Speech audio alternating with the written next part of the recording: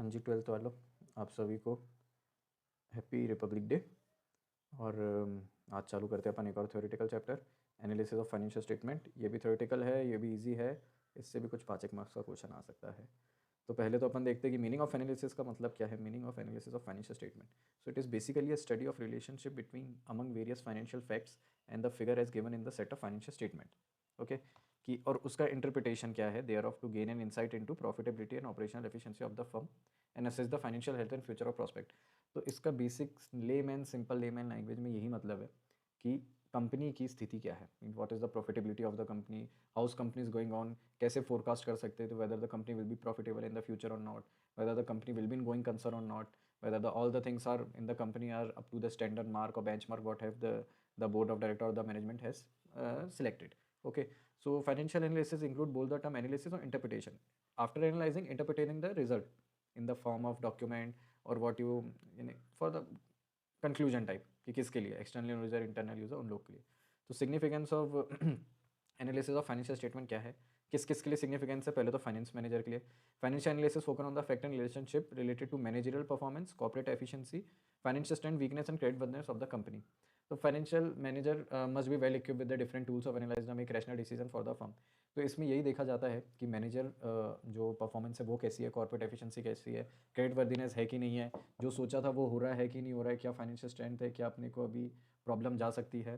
तो ये सब देखने के लिए फाइनेंस मैनेजर के लिए ये रहता है कि वो फिर क्या कंट्रोल लगा सकता है, क्या टेक्निक डाल के क्या कंट्रोल लगा के इसको बेटर कर सकता है। और टॉप मैनेजमेंट के लिए भी सेम ही रहता है कि प्रॉफिटेबिलिटी कैसी चल रही है, अंदर जो सोचा था वो हो रहा है कि नहीं हो रहा है, मैनेजर जो मैनेजमेंट है वो प्रॉपर, नीचे जो लोअर मैनेजमेंट है वो काम कर रहा है कि नहीं कर रहा है। वो कैसे पता लगेगा आपको, आपकी बुक से, आपको आपके प्रॉफिट से, कि आपका प्रोडक्शन बढ़ा। अगर प्रोडक्शन बढ़ा है ना, प्रोडक्शन डिपार्टमेंट अच्छा काम कर रहा है, सेल्स बढ़ा है ना, सेल्स डिपार्टमेंट अच्छा काम कर रहा है, मार्केटिंग डिपार्टमेंट अच्छा काम कर रहा है, अगर कॉस्ट कम हुआ तो कॉस्ट डिपार्टमेंट अच्छा काम कर रहा है। तो ओवरऑल एक देखना पड़ता है कि कौन सा डिपार्टमेंट सही काम कर रहा है कि नहीं कर रहा है।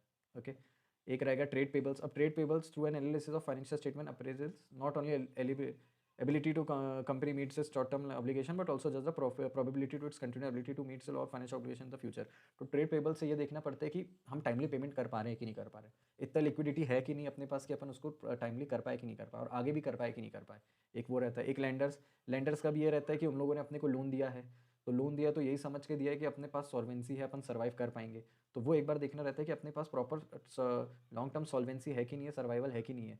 अगर अपने पास एबिलिटी टू जनरेट कैश ही नहीं होगा तो अपन इंटरेस्ट पेमेंट नहीं कर पाएंगे, इंटरेस्ट पेमेंट नहीं कर पाएंगे, प्रिंसिपल पेमेंट नहीं कर पाएंगे, अपन लिक्विडेशन में चले जाएंगे। तो एक ये देखने के लिए। एक इन्वेस्टर ने अपना मनी इन्वेस्ट किया है, तो वो एक इन्वेस्ट किया तो उनके दिमाग में एक चीज़ है कि हमको रिटर्न चाहिए। ओके, रिस्क है बट रिस्क एंड अर्निंग का रेशो भी तो है कि उनको अपन को अर्न करके देना पड़ेगा, तो उनके दिमाग में भी यही है। They concentrate on the analysis of firm present and future profitability. क्यों करेंगे? क्योंकि उनको वो चाहिए भाई, उनको भी डिविडेंड चाहिए, उनको भी उनका हक चाहिए। लेबर यूनियन का देखना पड़ता है कि इतना हमारे पास है कि नहीं है कि हम प्रेजेंटली अफोर्ड कर सकते हैं वेजेस इंक्रीज, और whether it can absorb a wage increase through increase productivity और बाय रेजिंग द प्राइजेस। हम कैसे उसको कर सकते हैं, अगर आगे चल के उनका प्राइस बढ़ गया तो हम उनकी सैलरी दे पाएंगे, वेज दे पाएंगे, या हमको उसके लिए अपने प्रोडक्शन का प्राइस बढ़ाना पड़ेगा। अदर क्या है, अदर इकोनॉमिक रिसर्च एक्सरेंट। ये भी analyse the financial statement to study present business economic condition. मोटा मोटी यही है, सबको अपनी प्रॉफिटेबिलिटी से फ़र्क है, कैश फ्लो से फ़र्क है कि भाई अपन आगे चल के भी वैसा ही परफॉर्म कर पाएंगे कि नहीं। क्योंकि किसी ना किसी ने, अगर इन्वेस्टर ने पैसा लगाया है, लेंडर ने पैसा दिया है, ट्रेड पेबल क्रेडिटर ने अपन को थोड़ा क्रेडिट पीरियड दिया है, क्यों दिया है? यही सोच के कि हमको आगे पैसा मिलना चाहिए।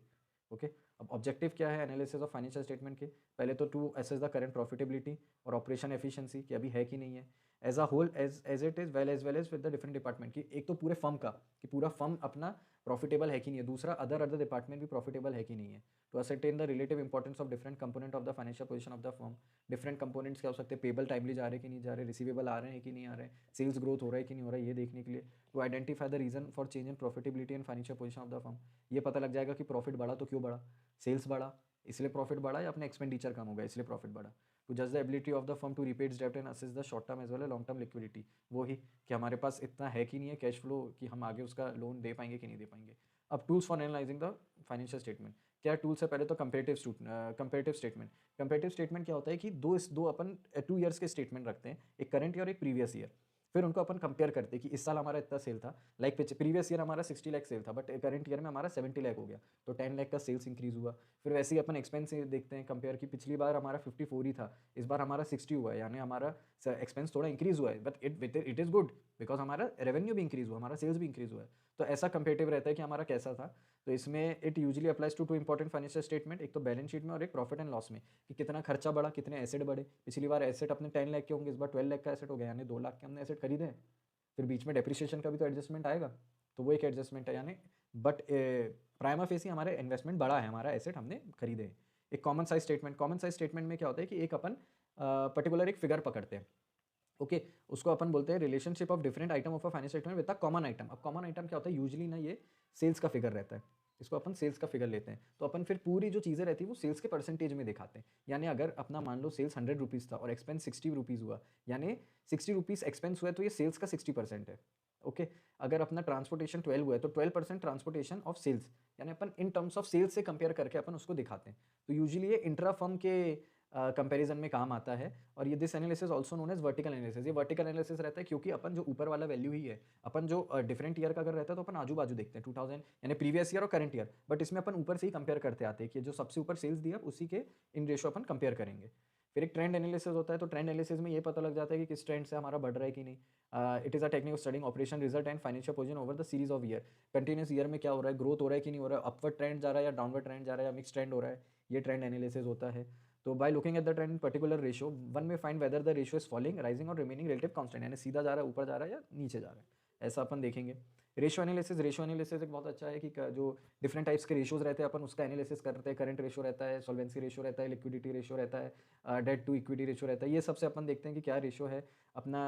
यूजुअली ये relationship with exist between various item of balance sheet and statement of profit and loss, okay. एक कैश फ्लो एक्टिविटी रहता है, it refer to the analysis of actual movement of cash in and out of an organisation, the flow of cash into the business called cash inflow और positive cash flow, and the flow outflow is called cash outflow और negative cash flow. तो इन दोनों का difference अपना फिर net cash flow रहता है, okay. तो कैश फ्लो अपना पॉजिटिव है या नेगेटिव है, कि अपना पैसा आया है या नहीं आया है। तो अपन अभी चालू कर रहे हैं कंपेरेटिव स्टेटमेंट का, जैसे मैंने बोला था अपन एक ईयर को 20 ईयर मान के चलते हैं और दूसरे ईयर से अपन कंपेयर करते हैं। तो वैसे ही इसमें दिया हुआ है, इसमें फर्स्ट कॉलम फर्स्ट ईयर दिया हुआ है, इसको आप प्रीवियस ईयर ले लो और इसको आप करंट ईयर ले लो। तो मान के चलिए ये अपना बेस ईयर, इसको बेस ईयर भी कहते हैं। तो इन दोनों का रेशियो निकलता है, पहले तो ये 2 और 3 का माइनस होकर ये 4 आ जाएगा, तो 2 - 3 तो ये 4 आएगा, और फिर उसको परसेंटेज टर्म्स में देख लेंगे, तो 4 डिवाइडेड बाई 2 और इंटू 100 ये परसेंटेज पे, ओके। तो ये परसेंटेज टर्म पे आप इलस्ट्रेशन देख लो, अपन वही कवर कर रहे हैं। 60 लाख रेवेन्यू था, ओके। फिर नेक्स्ट ईयर 75 हो गया, तो ये 15 लाख बढ़ा, नीचे दिख रहा है, और 15 लाख जस्ट अ सेकेंड, और ये 15 लाख 60 लाख का 25% है, तो वही ये अपना हो गया कॉलम ए बी। जो सी कॉलम है उसमें क्या आएगा, ए माइनस बी, और जो ये डी कॉलम है, डी कॉलम इसमें क्या आएगा, सी अपॉन ए परसेंटेज में, ओके। फिर अदर इनकम, ये फिर 1.5 लाख था, ये 1.2 लाख है, ये कम हुआ है, ये डिक्रीज हुआ है, तो ये 30,000, ओके। ये माइनस में रहेगा, इन्हें नेगेटिव शो नहीं करें, यहाँ माइनस में रहेगा, ओके। इन्हें यहाँ माइनस कर दिए, ये देखो 1470 यहाँ माइनस हुआ है, और इसका 20%, ओके। फिर ये 1470 को अपन इससे कंपेयर करेंगे डिवाइड करके इधर, ओके। एक्सपेंसेस 44, 50 ये इंक्रीज हुआ है, तो ये 6.6 लाख 44 लाख से डिवाइड होएगा तो 15% आ जाएगा, तो इन टर्म्स ऑफ 15% ये ऐसा रहेगा कंपेरेटिव, ओके। ईजी है, ज़्यादा कोई रॉकेट साइंस नहीं है इसमें, सिंपल वही काम है। वैसे ही पूरे क्वेश्चन है, वैसे उन्होंने शेयर कैपिटल को भी वैसा दिखाया है, एसेट को भी वैसे दिखाया है, ऐसे ही कंपेयर करने देखिए। पहले एसेट 15 था, अब 20 हो गया, 5 इंक्रीज हुआ है, और 5 अगर अपन 15 से डिवाइड करेंगे तो 33। Same goes with the tangible asset, same goes with the share capital and long term, वैसा ही है ये। नेक्स्ट क्या है, कॉमन साइज। कॉमन साइज जैसे मैंने बोला था, अपन इसको एक टर्म को ले लेते हैं, यूजुअली ये रेवेन्यू रहती है, रेवेन्यू को अपन इन टर्म और बाकी all components in term of sales percentage, इसको सेल्स परसेंटेज बोलते हैं, ओके। तो अब इसमें क्या होगा देख लीजिए, रेवेन्यू आपका 18 लाख था, तो अपन ने इसको बेस मान लिया है, ओके। रेवेन्यू अपना बेस है, यहाँ 25 लाख है, ओके।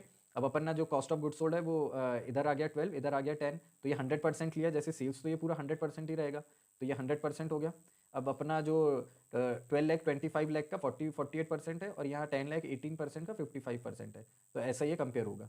फिर ग्रॉस प्रॉफिट आ गया, ग्रॉस प्रॉफिट अपना 8,18,000 का 52% है, आप देख सकते हैं, सॉरी ये दोनों डिफरेंस निकला है, ये यहाँ डिफरेंस निकाला है इनने, ओके। फिर अपना ऑपरेटिंग आ गया, तो ऑपरेटिंग इसका अपन ने यहाँ परसेंटेज निकाल लिया 18,000, इसका 18 लाख का परसेंटेज निकाल दिया। फिर ये इन दोनों का माइनस करके यहाँ पे ये फिगर आ गया, ओके, फिर 12,000 का अपन ने यहाँ पे 18 लाख से परसेंटेज निकाल लिया, तो ये सब मैच हो जाता है। ओके, सो नेक्स्ट अपना अपन ने ट्रेंड ये देख लिए, वर्टिकल जिसको बोलते हैं वर्टिकल कंपैरिजन, इसको भी अपन ने देख लिया। इसके बाद आता है लिमिटेशन, क्योंकि आपको वो नहीं दिया हुआ है, रेशो एनालिसिस का अलग ही चैप्टर एक है, और वर्टिकल भी अपन ने देख लिया, उसके एग्जांपल भी देख लिए, जैसे कि ये वाला एग्जांपल एक देख लिया, ये वाला भी वैसे ही है। इसको अपन बेस ले लेंगे इक्विटी को, इसमें इक्विटी बेस आ जाएगा, सॉरी इक्विटी बेस नहीं आएगा, इसमें भी अपना सेल्स ही बेस आएगा। इसमें ये बैलेंस शीट वाला एग्जांपल देखते हैं, इलस्ट्रेशन 7। इसमें क्या रहता है, इसमें जो अपना टोटल दिया रहता है ना, वो बेस रहता है। 41 इज़ आर 100, ये 100% है, ये 100% है। अब इसकी जितनी वैल्यू है ये इसकी निकल जाएगी, तो 41,50,000 का 15 लाख कितना परसेंट है, 36.414। और वैसे 12,32,50 का कितना परसेंटेज है, 36। तो इसको टोटल से अपन लेते हैं। Same goes with the 14 lakh, 16 lakh, 10 lakh, 41 का कितना है, तो ये इतने परसेंटेज दिए हुए हैं। ओके, ये ऐसा रहेगा। अब इसमें और कुछ है नहीं, इसमें लिमिटेशन है एक है। तो लिमिटेशन का क्या रहता है, financial analysis done not consider price level changes. अब प्राइस लेवल क्या चेंजेस होते हैं वो फाइनेंशियल एनालिसिस कंपेयर नहीं करता, क्योंकि अभी प्राइस पहले क्या वो देखता है कि आपका सेल्स कितना बड़ा है। तो सेल्स बड़ा है तो ये भी हो सकता है ना कि हमारा जो क्वांटिटी सेल है वो तो कम हुआ होगा, बट प्राइजेस बढ़ गए होंगे तो इसलिए सेल्स बढ़ा हुआ दिख रहा है। कल को अगर प्राइस कम हो जाएगा तो वापस सेल कम हो सकता है, क्योंकि क्वांटिटी तो आपका सेल्स कम ही हो गया था। फिर second goes with financial analysis may be misleading without the knowledge of changes in accounting procedure followed by the firm. तो आपको अकाउंटिंग प्रोसीजर का पूरा नॉलेज होना चाहिए। अगर कोई भी अकाउंटिंग प्रोसीजर चेंज हुआ तो वो इम्पैक्ट करता है, जैसे रिटर्न डाउन डेप्रिसिएशन लेते थे, तो अगर हमने अभी अपन ने स्ट्रेट लाइन ले लिया हो तो वो एक हो सकता है। इन्वेंट्री रिकॉर्डिंग का प्रोसेस चेंज कर दिया हो तो वो चेंज कर सकता है।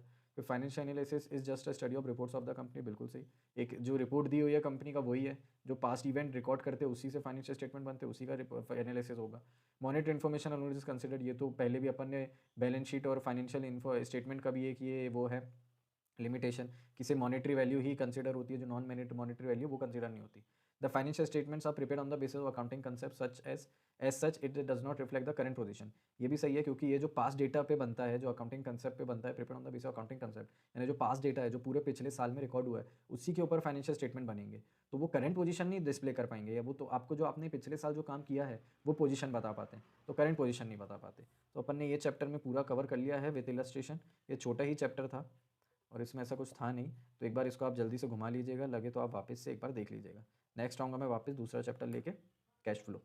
ओके, चलिए, ऑल द बेस्ट, तैयारी करते रहिए अपनी।